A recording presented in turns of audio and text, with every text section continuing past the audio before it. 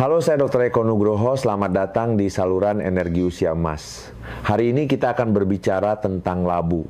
Di dunia kesehatan, labu adalah tokoh yang sangat terkenal. Ada yang memujanya sebagai labu panjang umur atau labu dewa, mengatakan bahwa ia bisa mencegah kanker dan melancarkan buang air besar dengan khasiat yang ajaib. Namun di saat yang sama beredar pula beberapa peringatan yang menakutkan di internet yang mengatakan bahwa jika salah makan labu racunnya bisa setara dengan arsenik, bahkan bisa merenggut nyawa. Dua pendapat yang bertolak belakang ini terdengar sangat kontradiktif, bukan? Hal ini mungkin membuat hati Anda bertanya-tanya, bahkan sedikit bingung. Apakah labu itu sebenarnya malaikat atau iblis? Apakah kita sebenarnya boleh makan labu atau tidak? Jika dimakan, bagaimana cara memakan yang paling aman dan efektif? Jangan khawatir, dalam video hari ini saya akan membawa Anda menyingkap kabut kebingungan ini dan mengenal kembali teman lama kita, si labu ini, secara tuntas dan menyeluruh. Kita tidak akan membicarakan kisah-kisah mistis yang tidak bisa dibuktikan, tetapi menggunakan pengetahuan nyata yang menggabungkan ilmu gizi modern dan kearifan kesehatan tradisional untuk memberitahu Anda apa sebenarnya kebaikan labu dan ranjau. Apa saja yang tidak boleh Anda injak saat menikmati kelezatannya. Bagi teman-teman parubaya dan lansia, berbagai fungsi tubuh sedang mengalami perubahan secara diam-diam. Metabolisme melambat, kemampuan pencernaan melemah, dan mungkin ada gangguan penyakit kronis. Oleh karena itu, dalam hal makan kita harus lebih teliti. Materi yang saya bagikan hari ini berkaitan langsung dengan kesehatan pola makan harian Anda. Mohon luangkan waktu beberapa menit untuk menontonnya sampai selesai dengan sabar. Saya yakin Anda pasti akan mendapatkan banyak manfaat sehingga mulai sekarang Anda bisa makan labu dengan jelas dan paham, menjadikannya benar-benar sebagai harta kesehatan di meja makan Anda dan bukan bahaya tersembunyi. Sebelum masuk ke topik utama, jika Anda benar-benar peduli dengan kesehatan diri sendiri dan keluarga, silakan klik tombol berlangganan, subscribe pada saluran energi usia emas, dan nyalakan notifikasinya agar Anda tidak ketinggalan lebih banyak pengetahuan kesehatan praktis di masa depan. Di sini kita mengungkap kebenaran kesehatan yang jarang mau dibicarakan orang lain. Saya juga berharap mengetahui apakah Anda bersedia berjalan bersama saya. Jika Anda sedang menonton video ini dan merasakan hal yang sama, silakan ketik angka 1 di kolom komentar. Jika tidak, ketik 0. Saya juga menyambut Anda untuk membagikan pandangan Anda di kolom komentar di bawah. Baiklah, kita masuk ke topik hari ini. Banyak orang hanya menganggap labu sebagai jenis sayuran biasa, tetapi sebenarnya nilainya jauh melampaui bayangan Anda.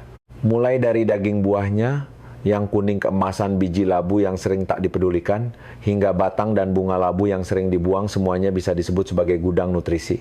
Mari kita lihat dulu manfaat nyata apa yang bisa diberikan kepada tubuh kita jika sering mengonsumsi labu dalam jumlah yang wajar. 5 manfaat utama. Labu manfaat pertama, meredakan sembelit dan memperbaiki mukosa lambung, pembersih dan pelindung usus.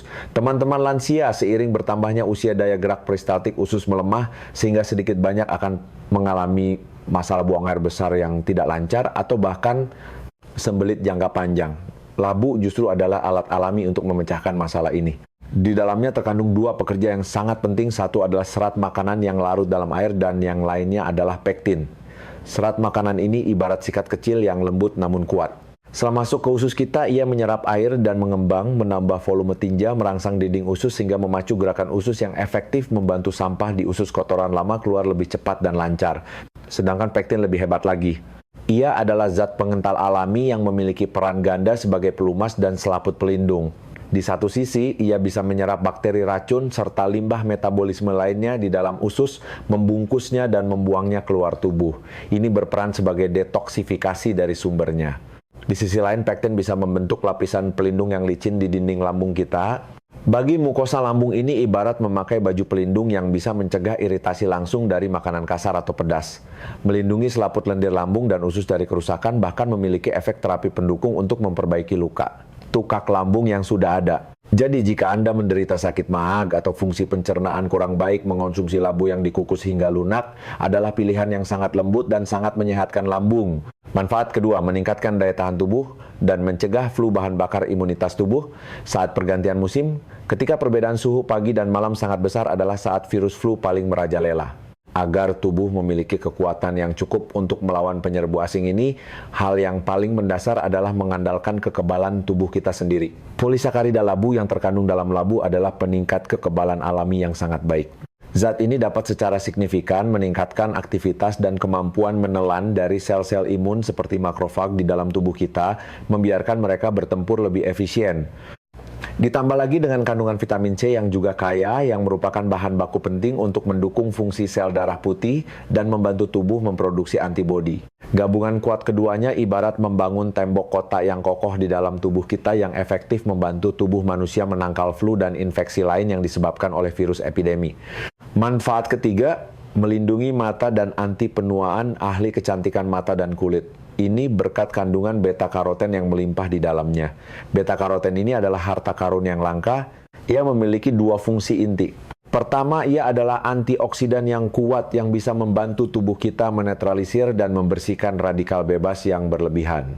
Radikal bebas ini bisa Anda bayangkan sebagai karat kecil di dalam tubuh yang terus-menerus menyerang sel-sel kita dan merupakan salah satu penyebab utama penuaan kulit, keriput, dan flek. Oleh karena itu, asupan beta-karoten yang cukup dapat efektif melawan stres oksidatif ini berperan dalam menunda penuaan serta menjaga kesehatan dan kilo kulit. Kedua, setelah masuk ke dalam tubuh manusia, beta-karoten dapat secara cerdas diubah menjadi vitamin A sesuai kebutuhan tubuh. Vitamin A sangat krusial bagi kesehatan penglihatan kita. Ia dapat menyintesis zat peka cahaya di retina sehingga menjaga penglihatan normal kita dalam cahaya redup, mencegah rabun senja dan penurunan penglihatan. Bagi kita teman-teman parubaya dan lansia yang sering melihat ponsel, menonton TV dan menggunakan mata dalam waktu lama, melengkapi vitamin A yang cukup untuk melindungi jendela jiwa kita yang berharga ini sungguh sangat penting. Manfaat keempat, memperbaiki suasana hati dan membantu tidur penenang jiwa. Apakah Anda pernah mengalami hal seperti ini? Saat malam tiba dan berbaring di tempat tidur, Anda bolak-balik membalikkan badan otak seperti memutar film dan tidak bisa tenang, sulit untuk tidur. Atau di siang hari selalu merasa ada ketegangan dan kecemasan yang tidak jelas. Labu mungkin bisa membantu Anda meredakan gangguan ini. Labu kaya akan asam amino yang disebut triptofan. Tubuh manusia tidak bisa memproduksinya sendiri dan harus mendapatkannya dari makanan. Triptofan adalah bahan baku kunci untuk memproduksi hormon kebahagiaan atau serotonin di otak kita. Fungsi serotonin adalah membantu kita menenangkan pikiran, menstabilkan emosi, meredakan ketegangan, dan memperbaiki suasana hati. Ketika hati Anda senang dan tubuh rileks, keadaan otak yang terlalu bersemangat akan teredam dan secara alami akan lebih mudah memasuki alam mimpi yang indah. Jadi makan sedikit labu saat makan malam, misalnya semangkuk kecil bubur labu campur Jawa Wood Millet sangat bermanfaat untuk meningkatkan kualitas tidur. Manfaat kelima, menyerap racun dan melindungi hati serta ginjal, alat pemurni racun tubuh. Makanan yang kita makan setiap hari dan udara yang kita hirup tidak terlepas dari paparan zat-zat berbahaya bagi tubuh seperti logam berat atau residu pestisida. Efek detoksifikasi labu utamanya berasal dari pektin yang sudah kita sebutkan berulang kali sebelumnya. Daya serap pektin sangat kuat. Struktur molekulnya seperti jaring raksasa, yang bisa seperti spons secara prioritas menempel dan membungkus zat-zat yang tidak kita inginkan diserap tubuh di dalam usus, seperti logam berat, timbal, dan merkuri, serta beberapa racun, bakteri. Kemudian melalui saluran pencernaan zat-zat tersebut dibuang keluar tubuh dalam bentuk tinja. Hal ini sangat meringankan beban organ detoksifikasi utama tubuh kita, yaitu hati dan ginjal, serta memberikan perlindungan yang sangat positif bagi kedua organ penting ini. Saat kita mengolah labu, kita seringkali membuang segenggam biji labu yang lengket di dalamnya. Ini sungguh sangat disayangkan. Biji labu setelah dicuci bersih, dijemur, dan disangrai sebentar berubah menjadi makanan kesehatan dengan nilai gizi yang sangat tinggi. Pedoman gizi penduduk menyarankan makan 25 hingga 35 gram kedelai dan kacang-kacangan setiap hari, dan biji labu adalah salah satu pilihan terbaik.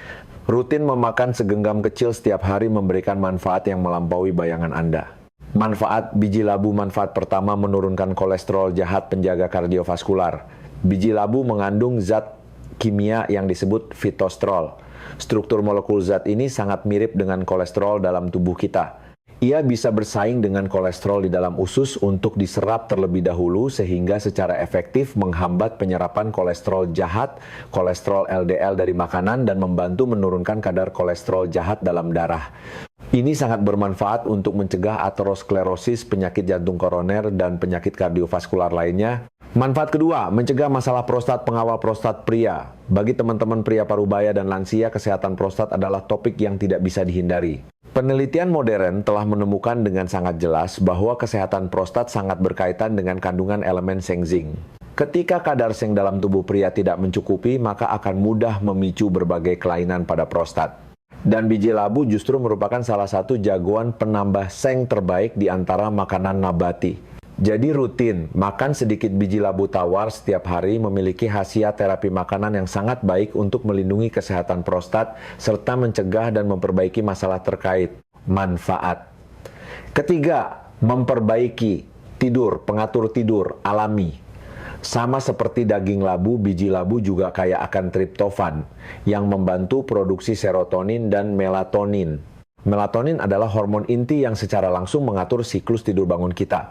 Selain itu, biji labu juga kaya akan elemen magnesium. Magnesium adalah pelemas otot alami yang bisa membantu menenangkan saraf dan membuat tubuh lebih mudah masuk ke kondisi rileks. Oleh karena itu, kombinasi triptofan dan magnesium menjadikan biji labu sebagai pasangan emas untuk memperbaiki tidur. Di mata banyak penduduk kota batang labu dan bunga labu mungkin hanyalah sampah dapur. Namun di pedesaan mereka adalah makanan musiman yang lezat di meja makan.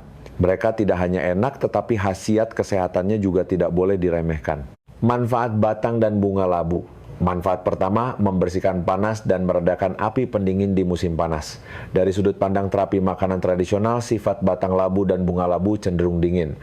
Mereka memiliki khasiat membersihkan panas dan racun, melancarkan buang air kecil diuretik, meredakan bengkak, mendinginkan darah, dan mengurai penyumbatan. Di musim panas yang terik, jika Anda merasa tubuh panas, gelisah, dan haus, merebus sup bening dari batang labu akan terasa segar dan tidak berminyak saat diminum. Menggunakan bunga labu segar yang dibalut adonan tepung dan digoreng menjadi kue renyah juga memiliki cita rasa tersendiri. Tidak hanya memuaskan lambung, tetapi juga membantu tubuh membersihkan hawa panas musim panas. Manfaat kedua, menurunkan lemak dan menurunkan berat badan. Batang labu mengandung serat makanan yang sangat kaya sementara kalorinya sangat rendah. Setelah dimakan, rasa kenyangnya sangat kuat sehingga bisa efektif mengontrol porsi makan. Di saat yang sama, ia juga bisa memacu gerakan usus, membantu kita membersihkan usus dan membuang racun. Bagi teman-teman yang memiliki lemak darah tinggi atau ingin mengontrol berat badan, menjadikan tumis batang labu atau batang labu bawang putih sebagai sayuran harian adalah pilihan kesehatan yang sangat hebat. Baiklah, setelah membahas banyak manfaat labu, sekarang kita masuk ke bagian paling inti dan paling krusial hari ini. Seperti pepatah, air bisa mengangkat perahu, tapi juga bisa menenggelamkannya. Makanan juga memiliki prinsip yang sama. Jika dimakan dengan benar, menyehatkan. Jika salah, bisa menjadi racun yang menyakiti tubuh. Labu bersifat hangat. Jika dipadukan dengan makanan yang tidak cocok atau dimakan oleh orang dengan kondisi tubuh yang tidak sesuai, bisa memicu masalah serius. Berikut adalah 6 pantangan kombinasi yang tersebar luas yang harus Anda ingat baik-baik. Pantangan satu labu dan daging kambing. Domba menyiram minyak ke dalam api memicu sembelit dan perut kembung. Daging kambing adalah tonik. Musim dingin yang populer sifatnya manis dan sangat panas, bisa menghangatkan dan memulihkan kelemahan, merupakan makanan khas yang bersifat panas. Sedangkan labu sendiri juga makanan yang bersifat hangat. Jika dua benda yang cenderung hangat ini dikonsumsi bersamaan dalam jumlah besar, ibarat menyiram minyak ke dalam api.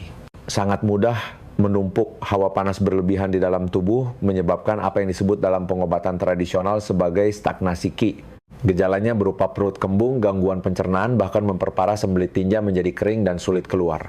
Terutama bagi beberapa teman yang sedang menderita penyakit infeksi seperti flu, pneumonia, atau sedang demam, yang mana di dalam tubuhnya sudah ada darah panas, maka kombinasi makan ini harus mutlak dilarang. Jika tidak akan memperparah api dan memperburuk penyakit, pantangan 2 labu dan cuka nutrisi terbuang, percuma nilai gizi turun drastis. Banyak orang suka menambahkan sedikit cuka saat memasak untuk menambah rasa segar dan aroma. Namun kebiasaan ini harus diubah saat memasak labu. Karena cuka mengandung asam asetat, zat asam ini akan langsung merusak nutrisi yang paling kaya dalam labu, yaitu beta-karoten dan vitamin lainnya. Anda awalnya ingin makan labu untuk melindungi mata dan anti penuaan, tetapi karena ditambah cuka nutrisi, kunci ini hilang dalam jumlah besar. Bukankah itu sama dengan makan sia-sia? Jadi baik itu tumis labu, rebus labu, atau membuat sup labu, ingatlah untuk tidak menambahkan cuka.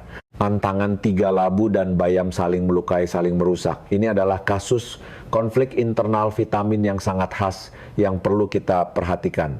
Bayam terkenal kaya akan vitamin C, sedangkan labu secara alami mengandung enzim pengurai vitamin C.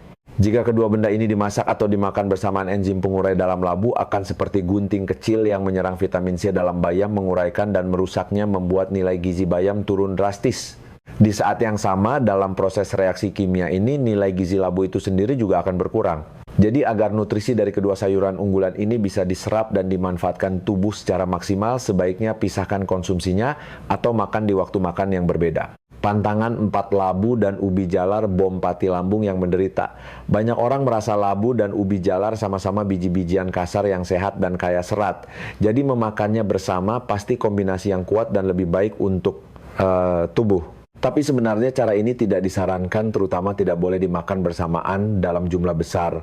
Masalahnya ada pada kandungan patinya yang super tinggi. Labu dan ubi jalar sama-sama mengandung pati yang sangat tinggi. Jika dimakan bersamaan dalam jumlah besar, sekaligus akan jauh melebihi kemampuan pencernaan tunggal lambung dan usus kita. Pati yang tidak sempat dicerna sepenuhnya ini akan tinggal lama di lambung dan di bawah pengaruh bakteri usus akan berfermentasi, menghasilkan gas dalam jumlah besar, sehingga menyebabkan perut kembung sering bersendawa asam lambung naik, mual, dan serangkaian gejala tidak nyaman lainnya. Bagi teman-teman parubaya dan lansia yang fungsi pencernaannya sudah menurun, cara makan ini harus lebih dihindari jika tidak lambung akan terasa sangat tidak nyaman. Pantangan 5, labu dan ikan layur bisa memicu alergi akibatnya serius.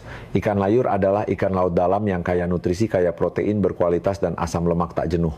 Namun ada pendapat yang menyatakan bahwa ia tidak cocok disajikan bersama labu. Alasannya mungkin karena beberapa komponen bioaktif dalam labu bisa bereaksi kimia rumit dengan protein dalam ikan layur membentuk senyawa kompleks yang sulit dicerna.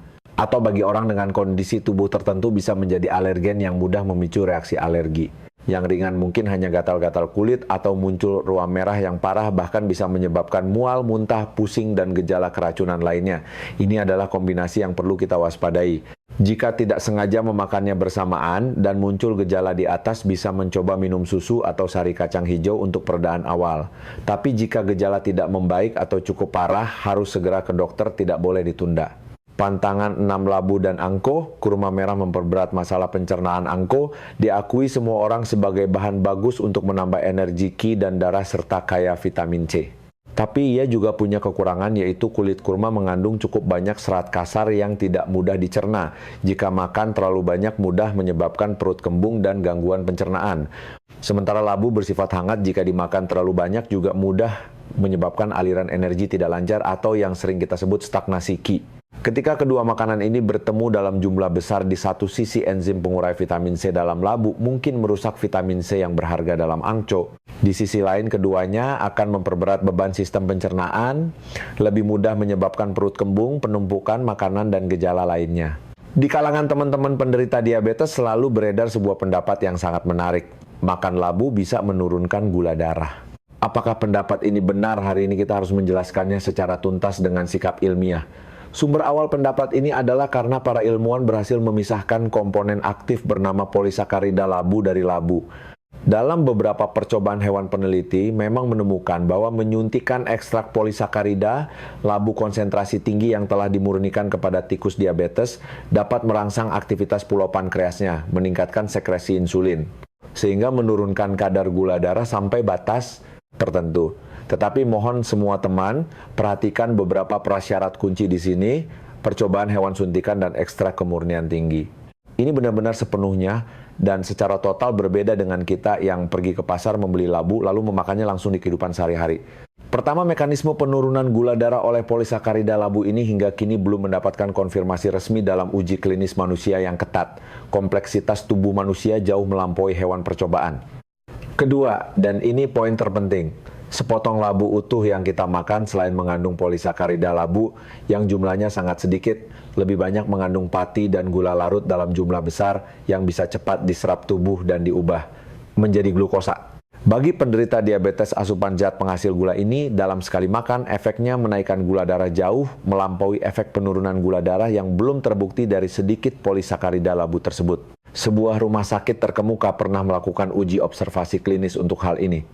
Mereka meminta puluhan pasien diabetes mengukur gula darah sebelum makan, lalu memakan 200 gram labu biasa yang dikukus dan mengukur gula darah lagi 2 jam setelah makan. Hasilnya ditemukan bahwa gula darah setelah makan pada semua pasien mengalami kenaikan yang nyata dibandingkan sebelum makan, umumnya meningkat 1 hingga 2 mmol L. Fakta yang sekeras baja ini memberitahu kita, bagi penderita diabetes makan labu tidak hanya tidak bisa menurunkan gula darah, malah akan secara nyata menaikkan gula darah. Jadi mohon semua teman penderita diabetes mulai hari ini benar-benar mengubah konsep yang salah ini. Mutlak tidak boleh menganggap labu sebagai obat penurun gula darah, apalagi mempercayai resep sembarangan dengan cara makan labu dalam jumlah besar untuk mengontrol gula darah. Cara makan yang benar dan ilmiah adalah Anda bisa menganggap labu sebagai bagian dari makanan pokok dan melakukan penggantian setara. Misalnya, ahli gizi menyarankan Anda makan setengah mangkuk nasi sekitar 100 gram untuk makan kali ini. Jika hari ini Anda sangat ingin makan labu, maka Anda boleh makan sekitar 200 gram labu kukus, lalu kurangi setengah mangkuk nasi tersebut. Dengan begini, Anda bisa menikmati kelezatan labu dan nutrisi lainnya sekaligus mengontrol total asupan karbohidrat, menghindari fluktuasi besar gula darah setelah makan.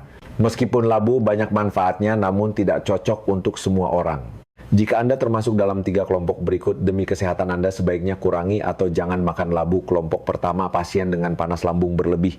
Pengobatan tradisional menganggap labu bersifat hangat, berpotensi memicu kelembapan dan panas. Jika Anda biasanya selalu merasa ada sensasi terbakar di lambung, rasa tidak nyaman dan bising di perut, mudah haus dan mulut kering, suka minum minuman dingin, bau mulut menyengat, gusi, mudah bengkak dan berdarah, serta tinja kering dan keras, maka kemungkinan besar Anda memiliki tipe tubuh panas lambung. Dalam kondisi ini, makan labu yang bersifat hangat sama saja dengan menyiram minyak ke api akan memperberat kondisi panas dalam tubuh dan membuat gejala tidak nyaman Anda semakin nyata. Kelompok kedua, pasien yang menderita relin infeksi saluran kemih akut. Yang dimaksud relin adalah istilah penyakit dalam pengobatan tradisional yang secara kasar setara dengan infeksi sistem saluran kemih akut dalam kedokteran modern, seperti uretritis akut, sistitis akut di DLL. Gejala khasnya adalah rasa perih terbakar yang nyata saat buang air kecil, sering buang air kecil, mendesak, ingin buang air kecil, serta urin berwarna kuning tua atau keruh. Pengobatan penyakit yang disebabkan oleh lembab panas ini mengharuskan diet yang ketat, mematuhi prinsip tawar, dan banyak mengonsumsi makanan yang bersifat dingin, membersihkan panas dan melancarkan urin seperti labu air kundur pare, kacang hijau dadi LL. Sedangkan labu bersifat hangat, memakannya justru akan memperberat lembab panas dalam tubuh, memicu penyakit dan tidak menguntungkan bagi pemulihan. Kelompok ketiga, orang khusus yang alergi terhadap labu, meskipun sangat jarang terjadi, memang ada segelintir orang yang akan mengalami reaksi alergi terhadap labu. Labu juga bisa menjadi alergen. Jika setelah makan labu dalam waktu singkat muncul kemerahan pada kulit, bentol-bentol, gatal-gatal, atau diare berulang, gangguan pencernaan, sakit kepala, sakit tenggorokan, bahkan asma tanpa sebab yang jelas, Anda harus sangat curiga. Apakah diri Anda alergi terhadap labu? Begitu dikonfirmasi melalui pengalaman atau pemeriksaan, dokter harus tegas menghindari konsumsi makanan apapun yang mengandung komponen labu. Baiklah teman-teman, pembahasan mendalam kita tentang seluk-beluk labu sampai di sini dulu untuk hari ini. Terakhir, mari kita ulas dan rangkum dengan cepat semua poin inti yang dibagikan hari ini. Labu adalah harta karun. Ia bisa melancarkan buang air besar, melindungi lambung, meningkatkan kekebalan tubuh, melindungi penglihatan dan kulit, serta membantu memperbaiki tidur. Bahkan, biji labu, batang labu, dan bunga labu adalah produk kesehatan langka yang tidak boleh disia-siakan. Salah makan bisa jadi racun. Ingatlah 6 pantangan kombinasi. Demi kesehatan, hindari sebisa mungkin mengonsumsi labu bersamaan dalam jumlah besar dengan daging kambing, cuka bayam, ubi jalar, ikan layur, dan angko kurma merah. Jika tidak, bukan hanya nutrisinya terbuang percuma, tapi juga bisa membuat tubuh tidak nyaman.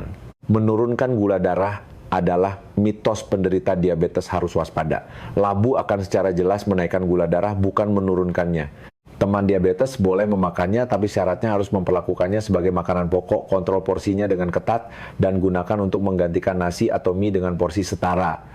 3 kelompok orang harus menghindarinya: pasien dengan panas lambung, api lambung, pasien infeksi saluran kemih akut relin, serta orang yang jelas alergi terhadap labu sebaiknya sementara tidak mengonsumsi labu.